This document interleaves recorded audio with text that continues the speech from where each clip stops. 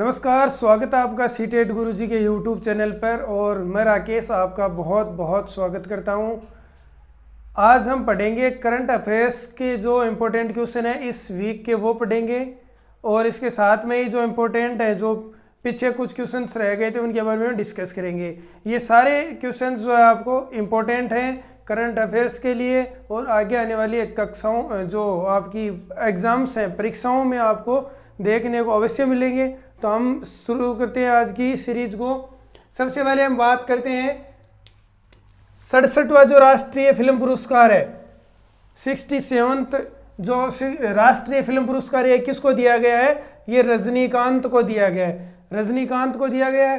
फिर सर्वश्रेष्ठ film friendly state कौन सा है? कौन सा सर्वश्रेष्ठ फिल्म फ्रेंड स्टेट कौन सा है? तो ये आपका होगा सिक्किम। याद रखना इस चीज को, ये अभी फिलहाल ही हुआ है फिल्म फेस्टिवल जो पुरस्कार है, और ये पुरस्कार 2019 के जो सिलेक्टेड थे उनको दिया गया है। उनका 2019 वाला ये पुरस्कार है जो कोरोना के कारण लेट हो गया है, इसमें विलंब हुआ, और ये अब जाकर 2021 में दिया गया है।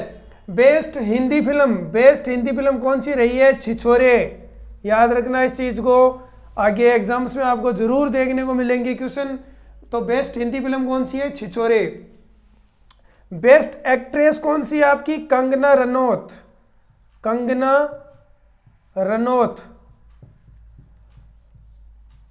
ठीक है, देखिए अब मणिकर्णिका के लिए कंगना रनौत को, भोसले के लिए मनोज बाजपेयी को, और धनुष के लिए असुरन जो तमिल की है उनको, ये अभिनय के लिए राष्ट्रीय पुरस्कार इन तीनों को दिया गया है। और किसके लिए दिया गया है?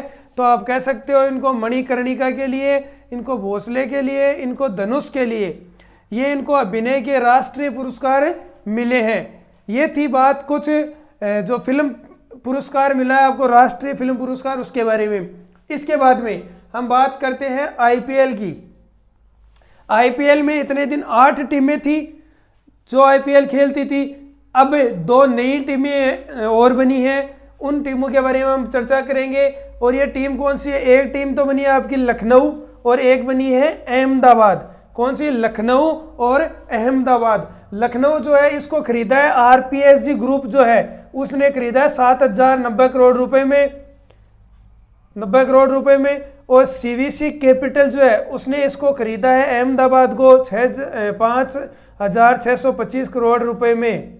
ठीक है, और इनकी बोलियां कहाँ लगी? जो इनकी बोलियां लगी आपके दुबई में। कहाँ लगी? दुबई में लगी। इनके जो खिलाड़ी हैं उनकी बोली अभी लगना बाकी है, वो नहीं है। ये सिर्फ टीमों के जो है, टीमों का जो सिलेक्शन हुआ है, टीम जो सिलेक्ट करनी है वो इसमें हुई है। अब कुल कितने टीमें हो गई हैं? तो कुल आपकी 10 टीमें आईपीएल में हो गई हैं। कौन कौन सी हैं? 10 एक बार इस पे नजर डाल लेते हैं ताकि आपको याद रहे।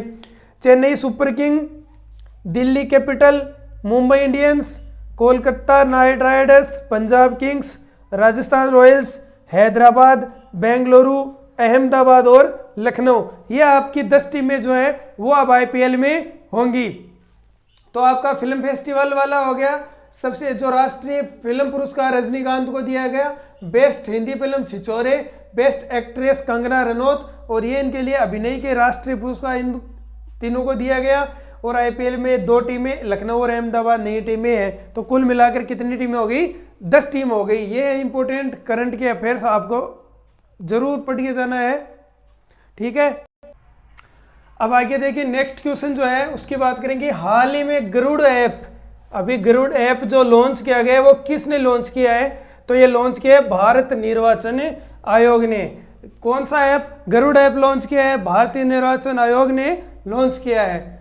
अब एक ये भी आप याद रख लेना, विश्व पोलियो दिवस कब मनाया जाता है? 24 अक्टूबर को मनाया जाता है, जो थोड़े ही दिन पहले गया है। ठीक है, तो अभी वैसे जो है पोलियो भारत में समाप्त हो चुका है, लेकिन फिर भी इसके जो है वो कार्यक्रम, ताकि दोबारा न आए ये पोलियो भारत में, इसलिए अनेक कार्यक्रम चलाए जा रहे हैं। तो विश्व पोलियो दिवस जो है 24 अक्टूबर को मनाया जाता है। अक्टूबर 2021 में जारी फीफा रैंकिंग 2021 में भारत का कौन सा स्थान है?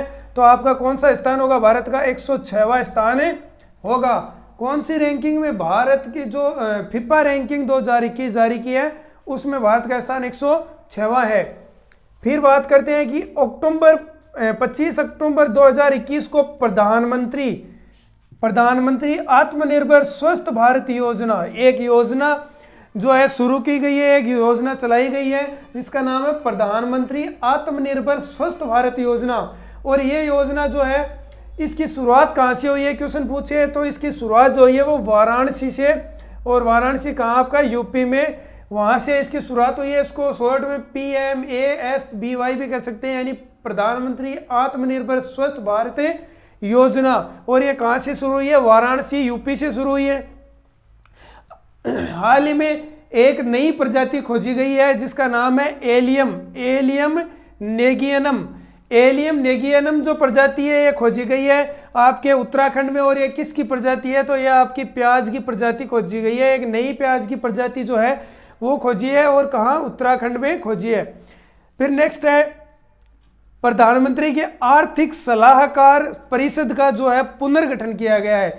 जो प्रधानमंत्री जी के पास में एक होती है आर्थिक सलाहकार परिषद, जो क्या कार्य करती है? वो आर्थिक जो मुद्दे होते हैं, आर्थिक जितनी भी समस्याएं होती हैं, आर्थिक जो भी सुधार कर सकते हैं, उन सब की जानकारी प्रधानमंत्री को देते हैं। तो उसका जो पुनर्गठन अभी हुआ है उसके नए अध्यक्ष जो है, अध्यक्ष कौन है? तो उसके अध्यक्ष जो है वो है डॉक्टर विवेक देबरॉय। कौन है? डॉक्टर विवेक देबरॉय इसके अध्यक्ष हैं।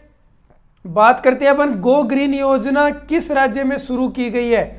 गो ग्रीन योजना, पहले मैं बताता हूं कि गो ग्रीन योजना क्या है। गो ग्रीन योजना इसलिए चलाई गई है ताकि जो पेट्रोल डीजल है इसकी खपत कम हो और अधिक से अधिक इलेक्ट्रॉनिक जो वाहन है वो चले। इसके लिए जो सरकार है वो सब्सिडी उपलब्ध करवा रही है। और ये जो गो ग्रीन योजना है किस राज्य में शुरू की गई है? तो ये राज्य है गुजरात। कहाँ की है?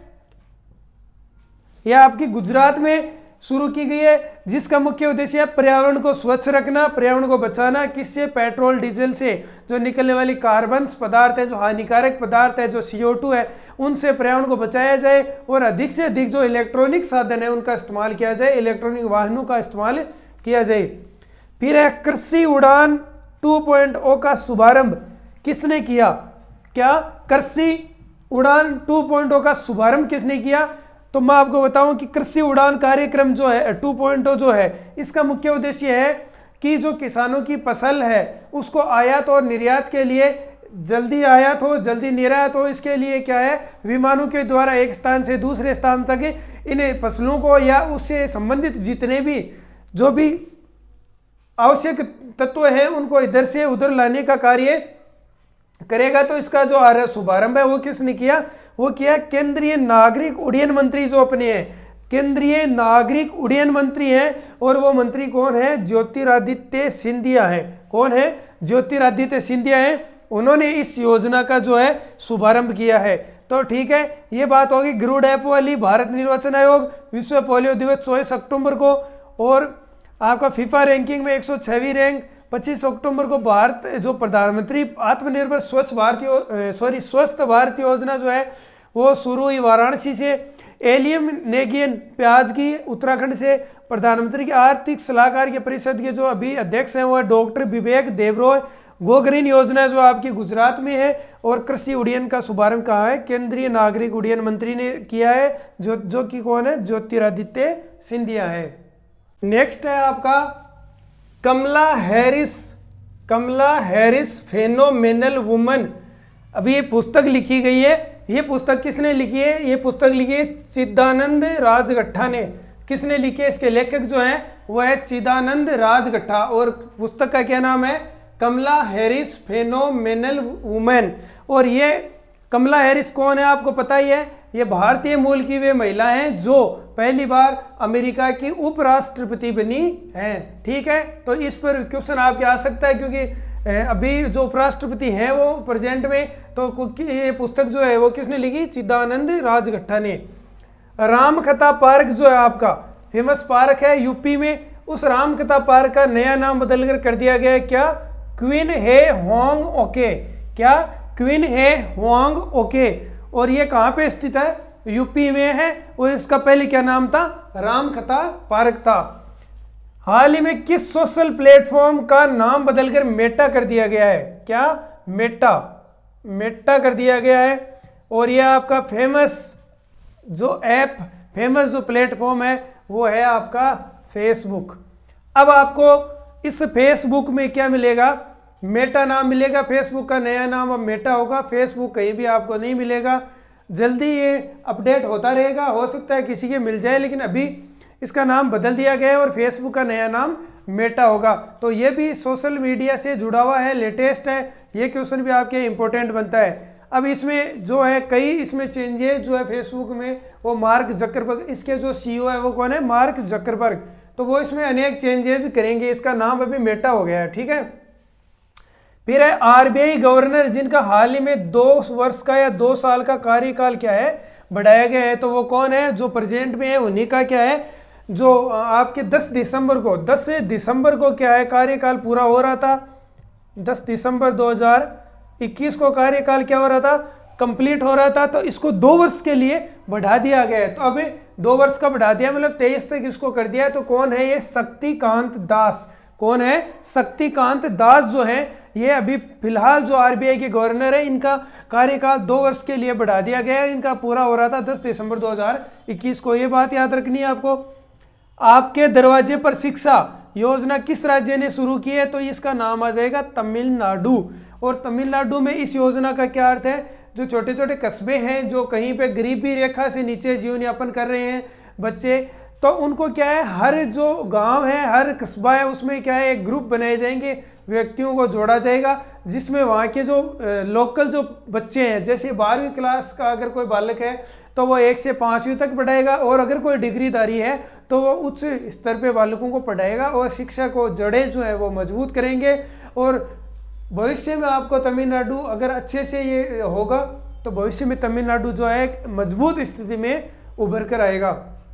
ये कुछ इंपॉर्टेंट इस वीक में जो घटनाएं घटित हुई है, जो इंपॉर्टेंट क्वेश्चन लगे, जो आपके लिए महत्वपूर्ण हो सकते हैं, वो हमने आपको बताए हैं। तो आप हमारे चैनल को सब्सक्राइब, लाइक और शेयर करना ना भूलें, क्योंकि आप लाइक, शेयर और सब्सक्राइब करोगे तो ही हम आपके लिए अच्छे अच्छे वीडियो और कंटेंट उपलब्ध कराएंगे। तब तक के लिए आप हमारे चैनल को एक बार फिर से बोल रहा हूँ, लाइक, शेयर और सब्सक्राइब कीजिए। थैंक यू, जय हिंद, वंदे मातरम।